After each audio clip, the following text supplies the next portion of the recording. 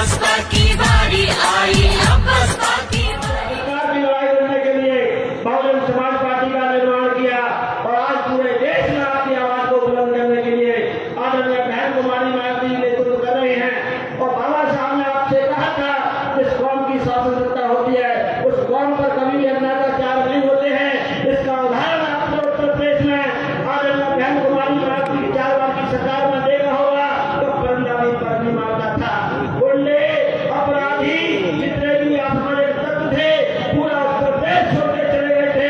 अगर आपकी तमन्ना सच्ची है तो आपके पास रास्ते हजार हैं और तमन्ना झूठी है तो आपके पास बहाने भी हजार हैं। जो लोग कहते हैं संविधान में कमियां हैं उस लोग को भी माननीय बहन जी ने मुंह तोड़ जवाब देने का काम किया और देश का सर्वोच्च संविधान साबित करने के लिए उत्तर प्रदेश में सामाजिक लड़ाई लड़ते हुए गरीबों को न्याय देने का काम किया और संविधान को सच्चा साबित ठहराने का काम किया। इसी आवाज को आज पूरे देश की माननीय सांसद भी उठा रहे हैं। और आज यहाँ पर जो जिले में अन्याय अत्याचार जघन्य अपराध अभी आपने श्योपुर के बीरपुर में देखा होगा एक दलित की अर्थी को भी जगह दिया जा रहा। बाबा साहब की आप जयंती मनाते हो, बाबा साहब के वोट से आप राजा बनते हो, बाबा साहब के सम्मान में हमारे लोग आज जो खुशियां मना रहे हैं उनको भी आप देख नहीं पा रहे हो। और दूसरी तरफ भारतीय जनता पार्टी कांग्रेस के लोग दिखावे के लिए आपके बीच में आकर आपके समाज के लोगों के साथ बैठकर वो जयंती मनाने का नाटक करते हैं, जब भी बोलने का नाटक करते हैं, जब किसी देश में जब भी बोलने के नाम पर उनकी हत्या कर दी जाती है। ये सब क्या हो रहा है? ये आपको कमजोर करने के लिए हो रहा है। आपको इस बात का फैसला लेना है कि सच्चा कौन है और झूठा कौन है। इन लोगों ने हमारे इस देश में जब से बहुजन समाज पार्टी बनी है इस देश में समाज को टुकड़ों में बांटने का काम किया। इस देश में सामाजिक संगठन बनाकर छोटी छोटी पार्टियां बनाकर बहुजन समाज पार्टी को कमजोर करने का काम किया। और ये बहुजन समाज पार्टी को कमजोर क्यों कर रहे हैं? फिर हम इन ऊपर अत्याचार करेंगे। ये हमारे बीच में आपको देखने को मिल रहा है। आज आप पूरे जिले में जाकर चले जाइए, आज हर आदमी भयभीत है और जबकि भयभीत होने का कोई कारण नहीं है। इन सबकी मंशा की है इस समाज को कमजोर कैसे किया जाए, इन पर राज हुकूमत कैसे की जाए। इसके लिए लोग एक ही थाली के चट्टे बट्टे अंदर खाने हाथ मिलाकर आपको गुमराह करने का काम करते हैं। अब समय आ गया है क्योंकि आपने इनका 2 अप्रैल का झूठ भी देखा है। आपने अभी 1 अगस्त का निर्णय जो सुप्रीम कोर्ट के द्वारा आया उसमें भी कांग्रेस बीजेपी के आपने झूठ को पकड़ा है। ये लोग हाथी के दांत जैसा काम करते हैं, दिखाते कुछ है और करते कुछ है। आप लोगों को सावधान होना है। आदरणीय बहन कुमारी मायावती के नेतृत्व में अपनी आवाज को बुलंद करने के लिए और अपने अधिकार को लड़ाई को लड़ने के लिए माननीय बहन के हाथों को मजबूत करना है। यहाँ के प्रशासन से भी मैं कहना चाहूंगा कि जो घटना इस जिले में घट रही है, जो अपराधी बेखौफ घूम रहे हैं, रेल के ट्रैक्टरों पर आपको कोई लगाम नहीं है, सेल टैक्स टोल टैक्स सब पे आयोजन घटनाएं घट रही हैं। टोल टैक्स के तो कहीं ना कहीं इतने केस सुनने को मिल रहे हैं कि आप लोग उसको नजरअंदाज करने का काम करते हैं। इस जिले में दूल्हे को भी गोली पर बैठ के नहीं निकलने दिया गया। कई समाज के लोग कहते हैं हमारा तो कोई ऐसा रोकने वाला नहीं है। इन सबके साथ ऐसा दुर्व्यवहार हो रहा है और पूरे प्रदेश में हमारी बहन बेटियां सुरक्षित नहीं है। इस प्रदेश में सबसे ज्यादा बहन बेटियां इस प्रदेश से गायब है। ये एनसीआरबी की रिपोर्ट कहती है। फिर भी हमारे लोग सोए हुए हैं। आपको अपनी आवाज को बुलंद करने के लिए जागना होगा और अपनी इस वोट की ताकत से आदरणीय बहन कुमारी मायावती हाथों को मजबूत करके अपनी शक्ति को पहचानना होगा। तभी आपकी जुर्म जाति आपको कमजोर होगी, रुकने का काम रहेगी। शेष बातें माननीय सांसद जी आपको बताएंगे क्योंकि हमको अभी चलकर ज्ञापन भी देना है। मैं तो प्रशासन से फिर एक बार कहना चाहूंगा कि आप लोग तत्काल फोन में उठा लिया करें क्योंकि इस प्रदेश का कई एसपी डीएम फोन की अनदेखी भी करते हैं। इसलिए मुख्यमंत्री महोदय जी इस मंच के माध्यम से आपसे भी कहना चाहेंगे और डीजीपी और प्रमुख सचिव से भी कहना चाहेंगे अपने अधिकारियों को नसीहत दे दीजिए। बहुजन समाज पार्टी का कार्यकर्ता अपने लोगों को जुर्म जाति अन्य अत्याचार सहन नहीं करेगा, ईट से ईट बजा देगा। हम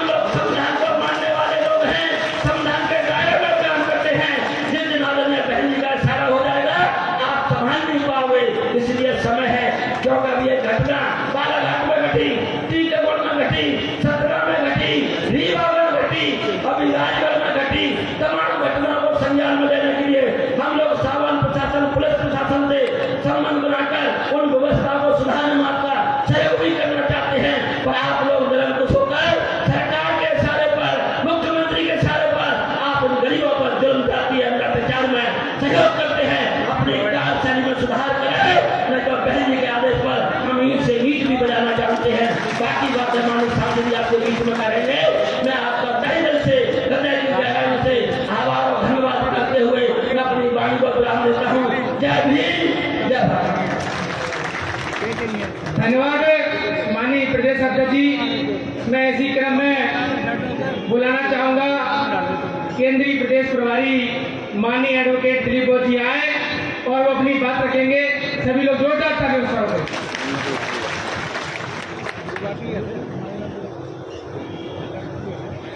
आज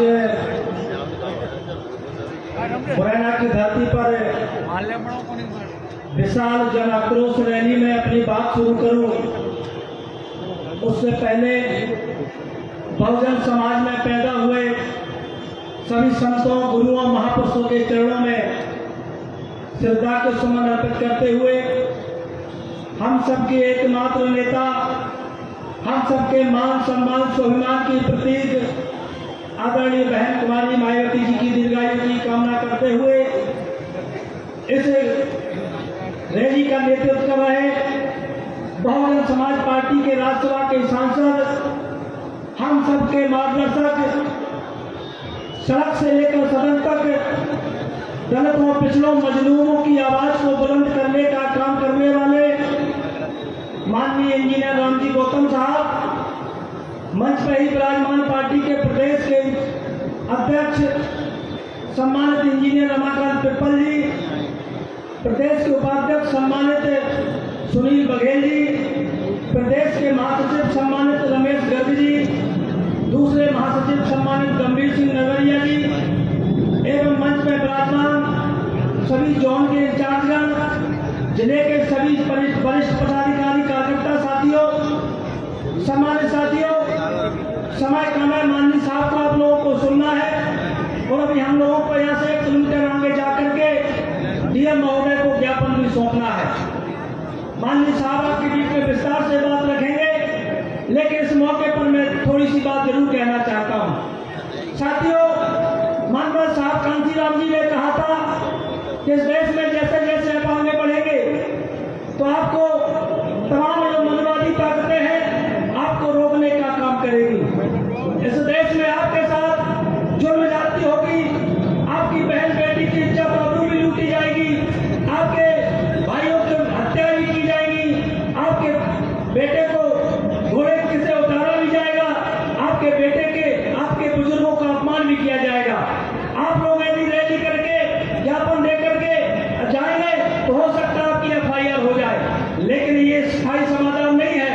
यदि आप लोग वास्तव में इस देश में मान सम्मान की जिंदगी जीना चाहते हैं, यदि वास्तव में आप लोग इस देश का हुक्मरान बनना चाहते हैं, तो आपको एक नेता, एक झंडा के नीचे आकर के अपनी ताकत को दिखाने का काम करना होगा।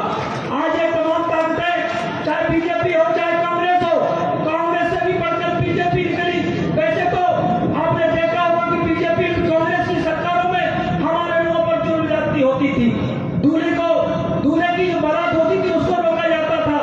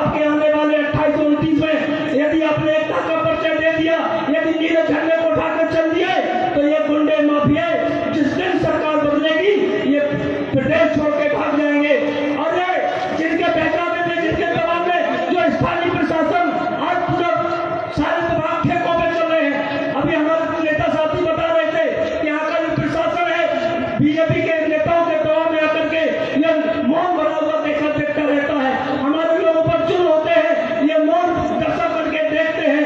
इन लोगों से भी मैं कहना चाहता हूँ, सरकारें तो आती जाती है, सरकार आज भाजपा की है तो कल बहुजन समाज पार्टी की भी आएगी, लेकिन आपको इंसानियत के तौर पर आपको संविधान की जब आप शपथ लेते हैं, उस संविधान की शपथ को याद रखते हुए आप लोगों का फर्ज है कि आप गरीबों के साथ न्याय करिए। आप गरीब पीड़ित लोग हैं, उनको न्याय दिलाना आपका फर्ज है। इसीलिए मैं आप लोगों से भी निवेदन करूंगा, ये लोग जुल्मी लोग हैं, ये ऐसे नहीं मानेंगे। सत्ता में जब तक ये बैठे रहेंगे तब तक आपको न्याय देने का काम नहीं करेंगे। इनको सत्ता से बेदखल करना है। आपको सिर्फ बहुजन समाज पार्टी और नीला झंडा को अपने हाथ में लेकर के गाँव निकल जाओ और कहो कि जब तक अन्याय अत्याचार बंद नहीं होंगे, जब तक आप लोग एक नहीं होंगे, इन तमाम दलालों के झांसे में हमें नहीं आना है। हमें सिर्फ आदरणीय बहन जी के हाथों को मजबूत करते हुए बहुजन समाज पार्टी के साथ मिलकर हमें कंधे से कंधे मिला के चलना है। आप माननीय साहब को सुनेंगे। इसी बात के साथ मैं अपनी बात को बढ़ा दूंगा। धन्यवाद। जय भीम, जय भारत। धन्यवाद आदरणीय भोज जी। अब मैं बुलाना चाहूंगा जिनका आप काफी लंबे समय से इंतजार कर रहे हैं, देश के उच्च सदन में दलित पिछड़ों एवं गरीबों की आवाज बुलंद करने वाले डायनामिक लीडर, नेशनल कोऑर्डिनेटर माननीय इंजीनियर रामजी गौतम साहब को बुलाने से पहले मैं नारों में आप लोगों का सहयोग चाहूंगा। बाबा साहब अमर रहे, बाबा साहब अमर रहे, बहन कुमारी मायावती जी जिंदाबाद, बहन कुमारी मायावती जी जिंदाबाद, बाबा साहब श्री राम जी अमर रहे, बाबा बुलेजी अमर रहे। सर्व समाज के सम्मान में, सर्व समाज के सम्मान में, सर्व समाज के सम्मान में। अरे भी तो ये अन्याय है, अरे भी तो ये अन्याय है। भाजपा सरकार तेरी तानाशाही, भाजपा सरकार तेरी तानाशाही। मैं बुलाना चाहूंगा माननीय राज्यसभा के सदस्य इंजीनियर रामजी गौतम साहब आए और हम सभी कार्यकर्ताओं को संबोधित करेंगे। माननीय रामजी गौतम साहब, नेशनल कोऑर्डिनेटर बसपा। सभी जोरदार तालियों से स्वागत करेंगे।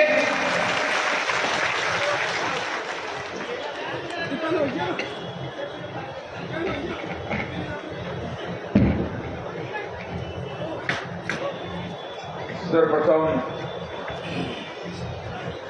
करुणा के सागर तथागत गौतम बुद्ध, सामाजिक परिवर्तन के अग्रदूत, शिक्षा के जनक महात्मा ज्योतिबा फूले,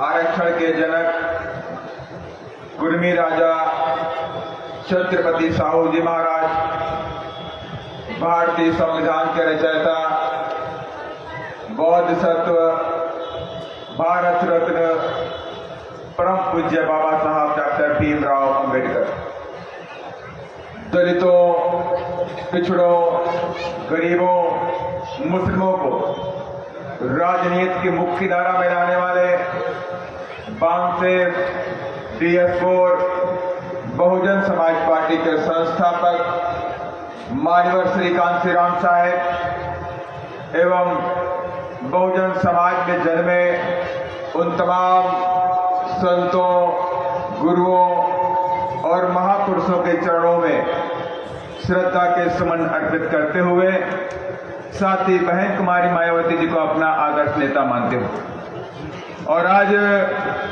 मुरैना के इस धरती पर बहुजन समाज पार्टी के तत्वाधान में जिले भर में हो रहे जुल्म, जाति, अत्याचार, अन्याय, जघन्य घटनाओं को लेकर के भाजपा सरकार की जन विरोधी नीतियों के विरोध में हो रहे विशाल आंदोलन और इस विशाल रैली में हमारे बीच में उपस्थित केंद्रीय स्टेट कोऑर्डिनेटर दिलीप बौज जी, प्रदेश के अध्यक्ष इंजीनियर रमाकांत पिप्पल जी, प्रदेश के उपाध्यक्ष सुनील बघेल जी, प्रदेश के महासचिव रमेश गर्ग जी, प्रदेश के महासचिव गंभीर सिंह नवरिया जी, जोन प्रभारी विद्याराम कौशल जी, जोन प्रभारी इंजीनियर अमृतलाल टैगोर जी, जोन प्रभारी भीमसेन पहाड़िया जी, जोन प्रभारी बसपा ग्वालियर राय सिंह बौद्ध जी, जोन प्रभारी पिपौड़िया जी,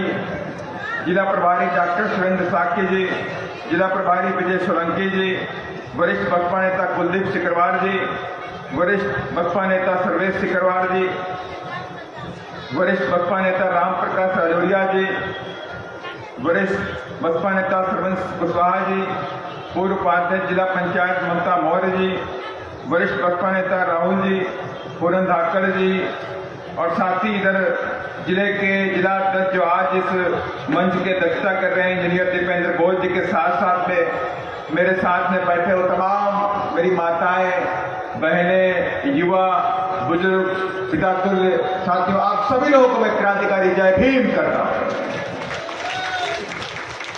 और निश्चित तौर से आज की ये विशाल आंदोलन मुरैना के अंदर एक बड़ा संदेशा लेके जाने वाला।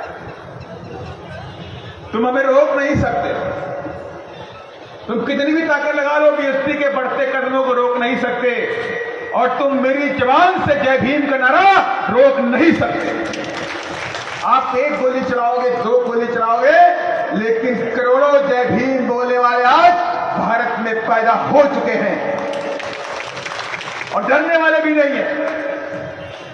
आपने देखा भी किस तरह से देश की संसद के अंदर परम पूज्य बाबा साहब डॉक्टर भीमराव अंबेडकर का अपमान किया और उसके विरोध में पूरे देश के अंदर 14 अप्रैल को नीली क्रांति देखने को मिली, जैसे पहले 2 अप्रैल को देखने को मिली थी 2018 में। बाबा साहब के मानने वालों में जुनून था, जोश था, जय भीम के नारे, गगनभेदी नारे पूरे देश में गूंज रहे थे। लेकिन ये बात सामंतवादियों को अच्छी नहीं लगी, उन मनवादियों को अच्छी नहीं लगी। जो लोग बाबा साहब से नफरत करते हैं, जो लोग संविधान से नफरत करते हैं, उन्हें अच्छी नहीं लगी। इतनी बड़ी संख्या में नीले गमछे, जय भीम के नारे, बसपा के झंडे, जय भीम वाले युवा पूरे देश में गांव-गांव दुल्हन की तरह सजा हुए गांव दिखाई पड़ रहे थे। ये उनको हजम नहीं हुआ। इन लोगों ने हमें रोकने का प्रयास भी किया।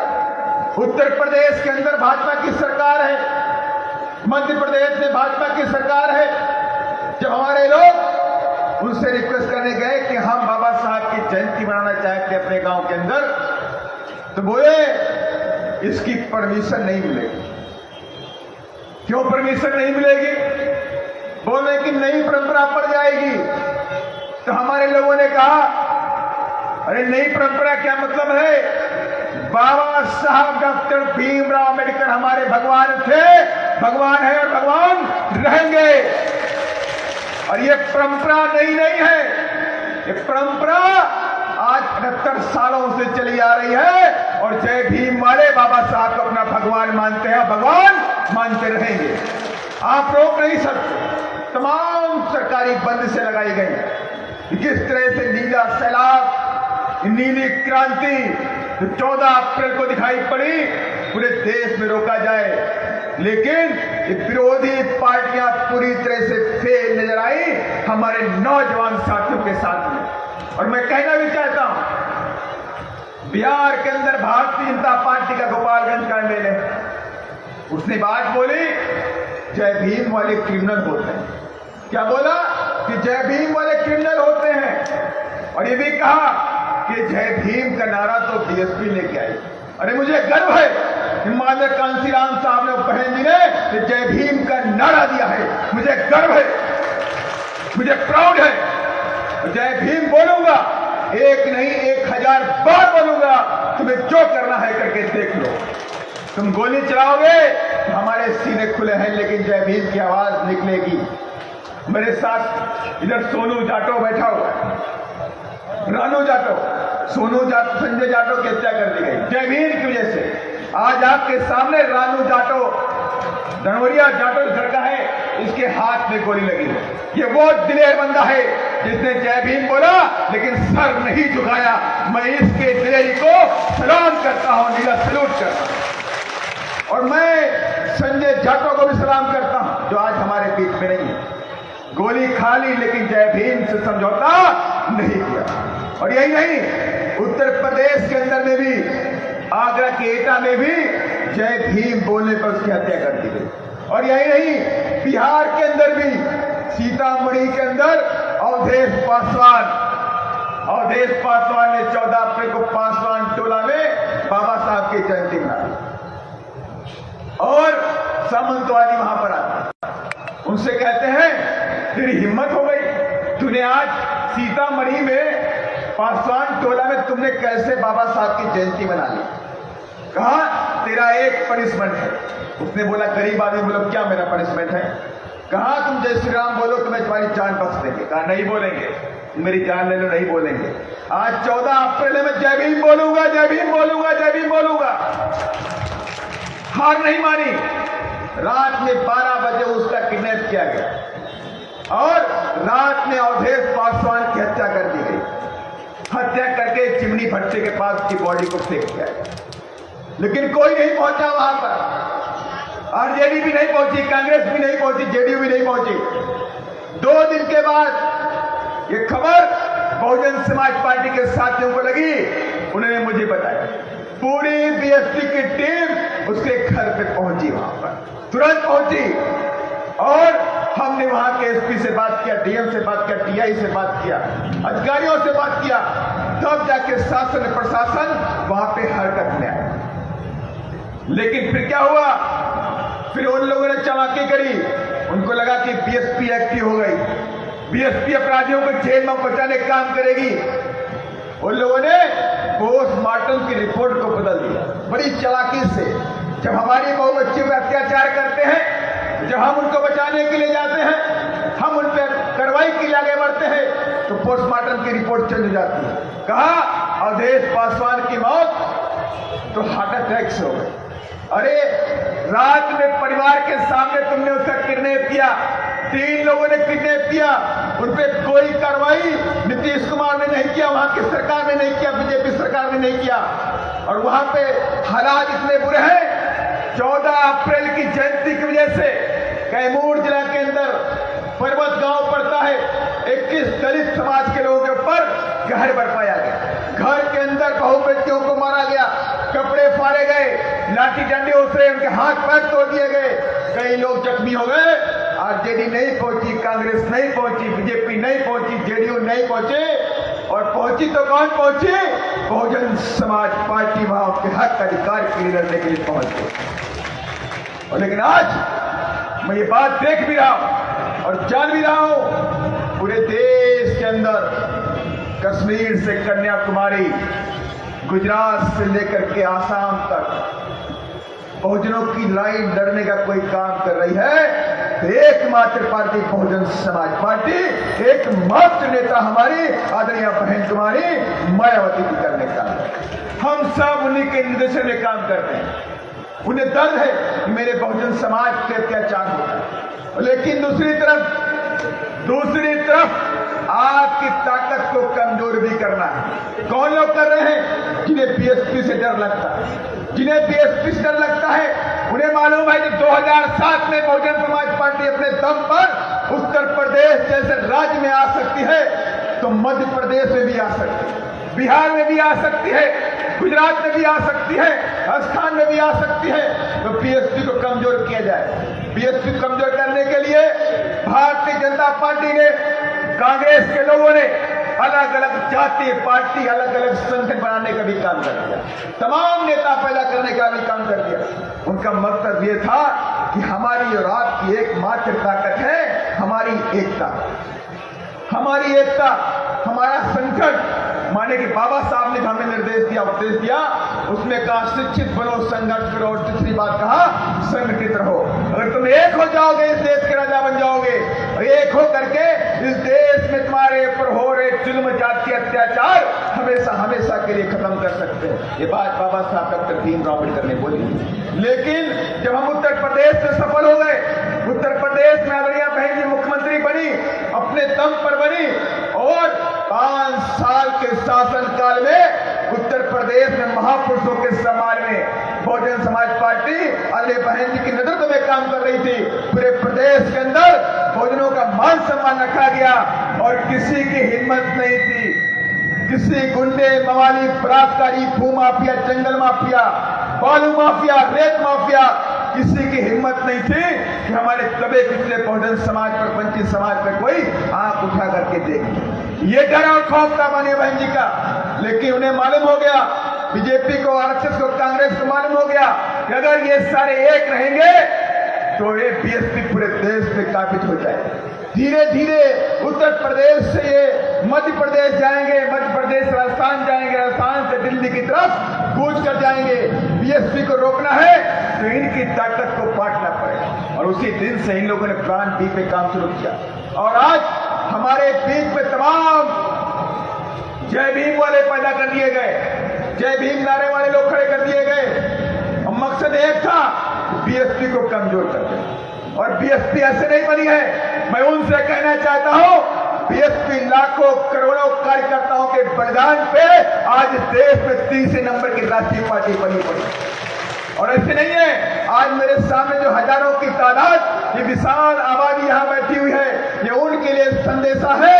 आप बीएसपी को कितना भी कमजोर कर लो, बीएसपी कमजोर होने वाली नहीं है। अब युवा जाग चुका है, गांव गांव में संदेशा जा चुका है कि अब आगे जो भी होगा आर पार होगा। और हमारी एकमात्र पार्टी है। मारपीट करी गई, टीकमगढ़ में दलित दूल्हे के ऊपर पत्थर बरसाए गए। ये घटनाएं आम नहीं है, उत्तर प्रदेश के मेरठ में भी घटनाएं घटी। क्यों घटी? क्योंकि आप कमजोर हो गए। अभी हमारे सामने रमेश गर्ग जी बोल रहे थे कि हमारा वोट बैंक बह कर रहा है। हम समझ नहीं रहे हैं कि हमारा कौन अपना है, कौन पराया है, कौन किस मकसद से आपको बेवकूफ बना रहा है। आप पटे हुए हैं। आपने देखा भी कि इसी बड़ी घटना को लेकर के बहुजन समाज पार्टी सबसे पहले एक्टिव हो गई। सबसे पहले यहाँ रानू दौड़िया बैठा हुआ है, यहाँ पर संजय जाटव के परिवार के लोगों के बीच में बहुजन समाज पार्टी रात में 11:30 बजे पहुंची। वहां पर 11 बजे रात में पहुंच करके उनके घर जाती है सिंगोना गांव के अंदर। एफआईआर होती है, उनके परिवार को लेकर अस्पताल पहुंचते हैं, सारा कार्यक्रम हम करते हैं। लेकिन समाज के तमाम चमचे दलाल लोग बैठे हुए हैं, उन लोगों ने बहकाने का काम शुरू कर दिया। अरे जब ये दबे कुचले वंचित समाज की राय पूरे देश के अंदर पूरी ताकत के साथ में बहुजन समाज पार्टी लड़ने का काम करती है तो आपको साथ देना चाहिए था, आपको बांटना नहीं चाहिए, आपको साथ देना चाहिए। लेकिन दुर्भाग्य है कि आप अपने आकाओं के इशारे पे, आप अपने कांग्रेस के और बीजेपी के आकाओं के इशारे पर इस बहुजन समाज को एक नहीं होना देना चाहते। आप एक नहीं होना देना चाहते हैं। पूरे देश के अंदर आज बड़े दलितों के ऊपर अत्याचार हो रहा है। इसी मुरैना के अंदर मुझे याद है, इसी मुरैना के अंदर एक दलित की हत्या हुई। थाने में बताया गया कि उसने अपने नारे से अपनी आत्महत्या कर ली, अपनी फांसी लगा ली। एक इतना हास्यपद है कि एक विंडो से कोई भी व्यक्ति कैसे अब नारे से अपनी आत्महत्या कर सकता है। लेकिन इस पर कोई कार्रवाई नहीं हुई, कोई जांच नहीं हुई अभी तक, क्योंकि आप कमजोर हैं। और मैं आपसे कहना चाहता हूं, मुरैना जिले के अंदर आपकी 32% के ऊपर आबादी है, याद रखिएगा इस बात को। 32% आपकी आबादी है। और आप अगर चाह जाओगे तो अकेले दम पर यहां विधायक 6 के 6 बनाकर रख दोगे, अपने दम पे बना दोगे। लेकिन आप पट जाते हैं, आपको लगता है ये कांग्रेस हमारी अपनी। और मैं आपसे कहना चाहता हूं, यही कांग्रेस पहले बाबा साहब जब हमारे बीच में थे, जीवित थे इस देश में, तो इसी कांग्रेस ने बाबा साहब के कदम कदम पर अपमान करने का काम किया। और आज जब बाबा साहब नहीं है तो आज उसी के नक्शे कदम पर भारतीय जनता पार्टी संसद के अंदर बाबा साहब का अपमान करने का काम करती है। लेकिन आवाज किसी की निकली नहीं। जब संसद में आवाज, संसद के अंदर बाबा साहब का अपमान हुआ, किसी नेता की आवाज नहीं निकली, और निकलती है तो आदरणीय बहन कुमारी मायावती जी की डंके की चोट पे कहती है कि बाबा साहब डॉक्टर अम्बेडकर हमारे भगवान थे, भगवान है और भगवान रहेंगे नहीं रहेंगे। और मैं फिर से कहना चाहता हूं, भगवान हमारे थे, भगवान है और भगवान रहेंगे। आज जो ये मंच, माला, अच्छे कपड़े, कुर्सी, मान सम्मान, शिक्षा, नौकरी, जो कुछ भी मिला हुआ है तो देन बाबा साहब डॉक्टर भीमराव अम्बेडकर की। और मैं उनसे कहना भी चाहता हूं, ओबीसी के समाज से भी कहना चाहता हूं, किसके गलत फहमी में पड़े हुए, किसके इशारे पे आप काम कर रहे हो? अरे ओबीसी के लोगों, मेरे भाइयों, अभी समय है जागने का, जाग जाओ। और माननीय कांसीराम साहब ने आज नहीं, बहुत दिन पहले ये नारा दिया था, जिसकी जितनी संख्या बारी उसकी उतनी हिस्सेदारी इस देश के अंदर होनी चाहिए। हमने हिस्सेदारी की बात की थी, हमने कहा था इस देश के अंदर दबे कुचले वंचित समाज ओबीसी को हिस्सेदारी मिलनी चाहिए, हर स्तर में हिस्सेदारी मिलनी चाहिए। और हमारी बात को आपने समझा नहीं, लेकिन मैं फिर कहना चाहता हूं, आप अभी समय है ओबीसी के भाइयों, बाबा साहब को अपना अपना मान लीजिए। बाबा साहब डॉक्टर अम्बेडकर की वजह से ओबीसी के बच्चे आज इस देश के अंदर कलेक्टर बनते हैं, ओबीसी के बच्चे इस देश के अंदर मिनिस्टर बनते हैं।